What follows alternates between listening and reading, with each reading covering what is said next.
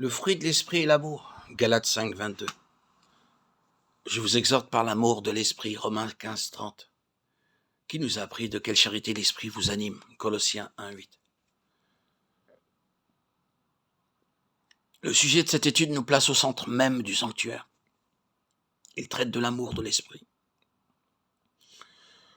Non seulement l'amour est une des grâces que nous apporte le Saint-Esprit, mais l'Esprit est lui-même l'amour divin, venant du ciel pour habiter en nous. Que par conséquent, nous ne pouvons avoir l'Esprit de Dieu en nous qu'en ayant dans la même mesure son amour. Dieu est esprit, Dieu est amour, Jean 4, 24, 1 Jean 4, 8. Par ces deux mots, l'Écriture cherche à nous donner ce que le langage humain appellerait une définition de Dieu. Comme esprit, Dieu a la vie en lui-même. Il est indépendant de tout ce qui l'entoure. Et il possède le pouvoir de faire pénétrer partout sa vie, de la communiquer à qui il veut. C'est parce que Dieu est esprit, qu'il est le Père des esprits, qu'il est le Dieu de la création, et qu'il est aussi le Dieu et le Rédempteur de l'homme. Toute vie doit son existence à l'Esprit de Dieu. Il en est ainsi parce que Dieu est amour. Par sa nature même, Dieu est amour. Et nous le savons parce que le Père donne tout ce qu'il a au Fils, et que le Fils tire du Père tout ce qu'il a. Jean 16, 15. C'est par le moyen de l'Esprit que s'établit ce courant de mutuel amour entre le Père et le Fils.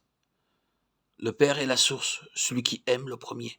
Le Fils est celui qui est aimé. Le grand réservoir d'amour qui reçoit et qui donne incessamment. L'Esprit est l'amour vivant qui les réunit entre eux. C'est par l'Esprit que la vie divine de l'amour se répand et déborde sans cesse. C'est ce même amour dont le Père aime le Fils, qui repose sur nous, cherchant à nous remplir de sa vie, à se révéler, à se communiquer à nous par le moyen du Saint-Esprit. C'est l'Esprit qui a porté Jésus à accomplir l'œuvre d'amour pour laquelle il avait été oint, à annoncer l'Évangile aux pauvres et publier la liberté aux captifs. Luc 4, 18, 19. C'est encore par ce même Esprit qu'il s'est offert lui-même à Dieu pour nous. Éphésiens 5, 2. Aussi, quand l'Esprit vient à nous, il nous vient tout chargé de l'amour de Dieu et de Jésus, car l'Esprit est l'amour même de Dieu. Aussitôt que l'Esprit entre en nous, il nous fait connaître l'amour de Dieu répandu dans nos cœurs par le Saint-Esprit qui nous a été donné.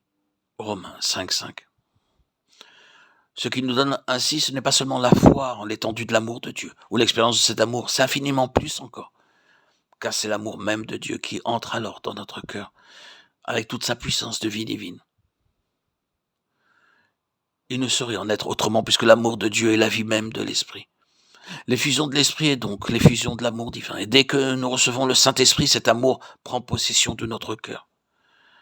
C'est le même amour dont Dieu aime Jésus et dont il nous aime ainsi que tous ses enfants qui viennent habiter en nous. Dès que nous le savons, que nous le croyons et que nous nous livrons à lui, il devient en nous la force divine qui nous fait vivre de sa vie. Telle est la relation qui existe entre l'Esprit Saint et l'amour de Dieu.